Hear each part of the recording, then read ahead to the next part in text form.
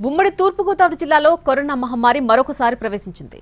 అంబేద్కర్ జిల్లా సత్యవాడ గ్రామానికి చెందినటువంటి వ్యక్తికి కోవిడ్ పాజిటివ్ గా తేలింది.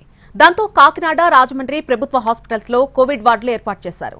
లక్షణాలు ఉన్న వాళ్ళకి టెస్టులు చేసేందుకు ఏర్పాట్లు చేస్తున్నారు. ఉమ్మడి తూర్పుగోదావరి జిల్లాలో కొత్తగా కోవిడ్ కేసు నమోదవడంతో అధికార యంత్రాంగం అప్రమత్తమైంది. ప్రస్తుతం పాజిటివ్గా తేలిన పేషెంట్ కాకినాడ జీజీహెచ్లో చికిత్స పొందుతున్నాడు. అతని ప్రైమరీ కాంటాక్ట్స్కు ర్యాపిడ్ టెస్టులు నిర్వహించనున్నారు. అందులో పాజిటివ్గా తేలిన వాళ్లకు RT-PCR టెస్టులు నిర్వహిస్తారు. గ్రామంలో లక్షణాలు ఉన్న వాళ్లకి ఈ టెస్టులు నిర్వహించడానికి ప్రత్యేక మెడికల్ క్యాంప్ ఏర్పాటు చేశారు. కాకినాడ జీజీహెచ్లో 24 బెడ్లతో కరోనా వార్డు ఏర్పాటు చేశారు. అందుబాటులో 1100 కోవిడ్ కిట్లు ఉన్నాయి.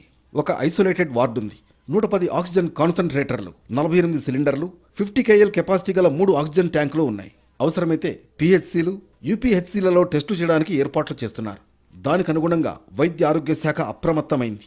కోవిడ్ జాగ్రత్తలు తీసుకోవాలని మార్గదర్శకాలు విడుదల చేసింది. ట్రేసింగ్, టెస్టింగ్, ట్రీట్మెంట్పై దృష్టి పెట్టింది. ఎప్పటికప్పుడు మానిటరింగ్ చేసేలా ఏర్పాట్లు చేసింది. ఉమ్మడి జిల్లాలో తొలి కేసు 2020 మార్చి 21న నమోదైంది. అదే సంవత్సరం మే 21న తొలి కోవిడ్ డెత్ జరిగింది. ఆ తర్వాత ఒమిక్రాన్, ఇతర వైరస్లు తొలుత టెన్షన్ పుట్టించాయి. ఆ తర్వాత తగ్గుముఖం పట్టాయి. మళ్లీ ఇప్పుడు కొత్తగా కేసులు నమోదవ్వడం ఆందోళన కలిగిస్తోంది. అయితే దాని ప్రభావం అంతగా ఉండదని వైద్యులు చెబుతున్నారు. కానీ అప్రమత్తంగా ఉండాల్సిన అవసరం ఉందని హెచ్చరిస్తున్నారు.